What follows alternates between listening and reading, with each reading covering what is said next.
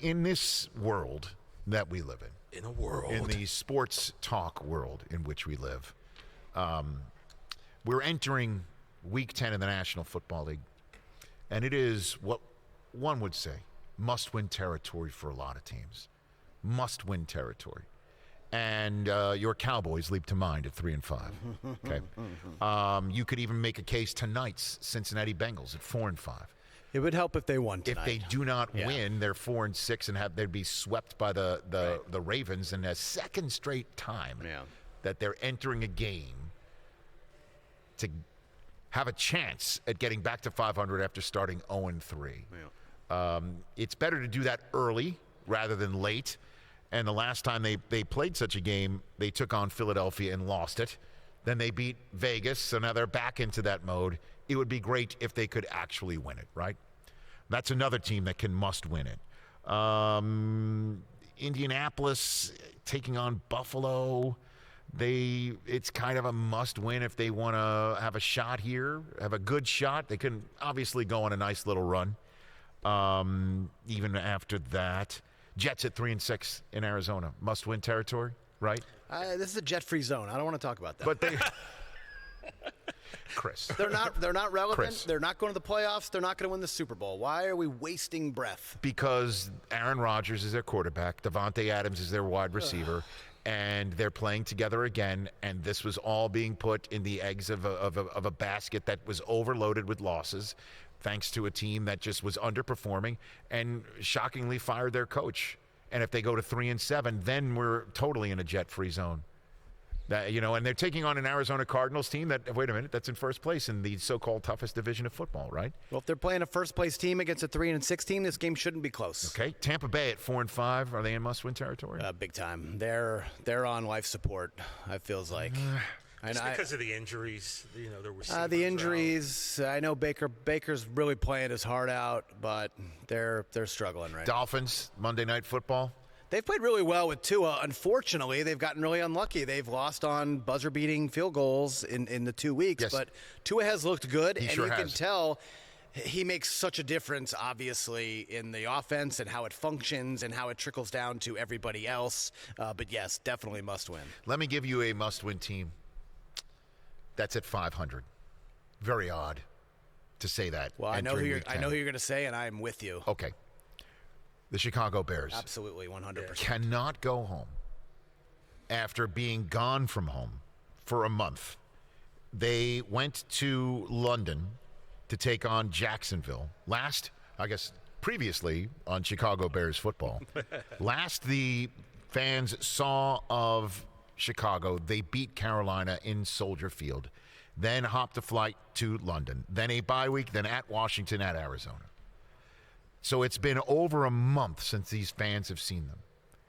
And for this team to enter this game at 4-4 and lose to the New England Patriots at home to drop to 4-5 in a division that has not one, not two, but three teams with 6 wins or better.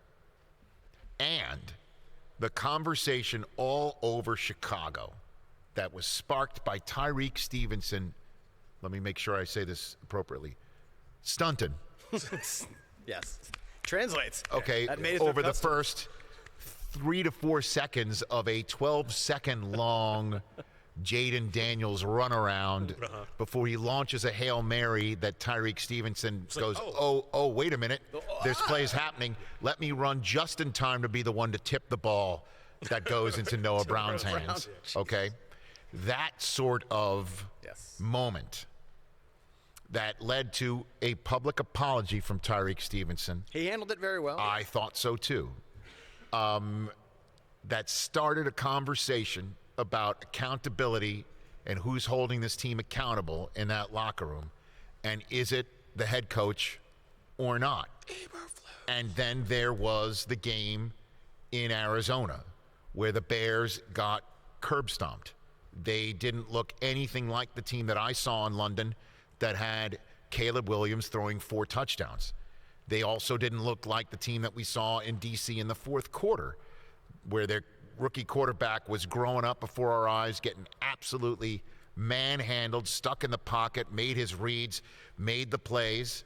an unfortunate play call on the goal line where they handed the ball off to a backup offensive lineman as opposed to a red-hot DeAndre Swift that did lead, however, to a 3-and-out that got them the ball back, that did put them in the end zone to go up before the Hail Mary. Didn't see that, guys, in Arizona at all.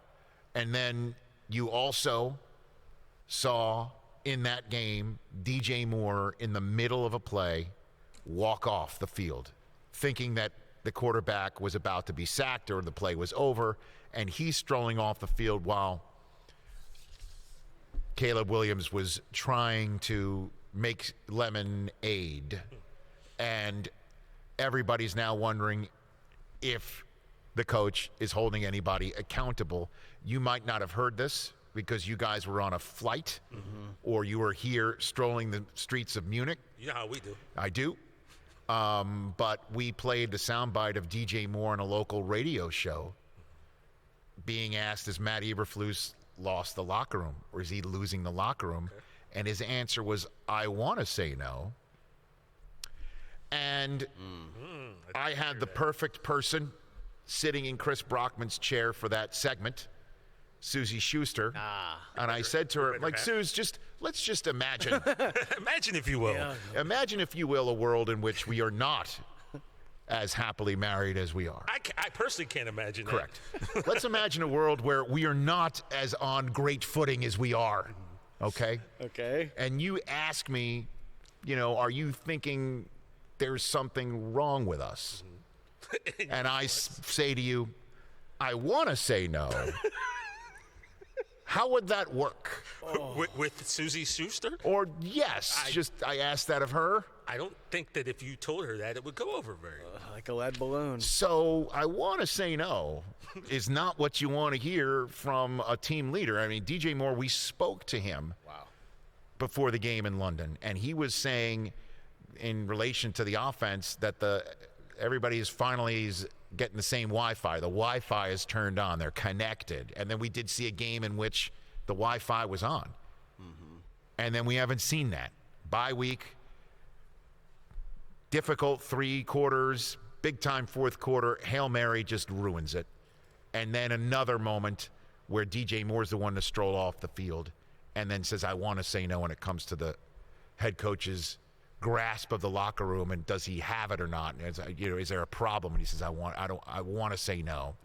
But talks about how the message is, we're 4-4, which means we're 0-0. Let's all just hit the reset button. Okay. And that's why I'm saying you need to come up with a win if you're the Chicago Bears this week against New England. Yeah, struggling Pats team.